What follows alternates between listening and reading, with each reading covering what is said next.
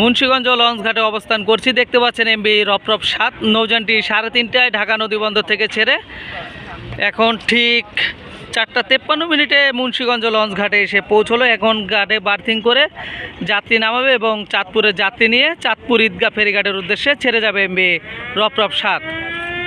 Rakib ওয়াটারওয়েজের MB রপরপ 7 বিলাসবহুল launch. আপনারা সকলে ভিডিওটি দেখতে থাকুন।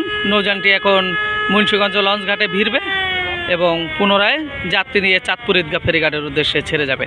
আপনারা সকলেই ভিডিওটি দেখতে থাকুন। ভালো লাগলে লাইক দিয়ে কমেন্ট করুন, আর এই চ্যানেলে নতুন হয়ে থাকলে অবশ্যই এই চ্যানেলটি সাবস্ক্রাইব করে পাশে থাকা বেল বাটন বাজিয়ে দিন। ধন্যবাদ সবাইকে। আসসালামু আলাইকুম।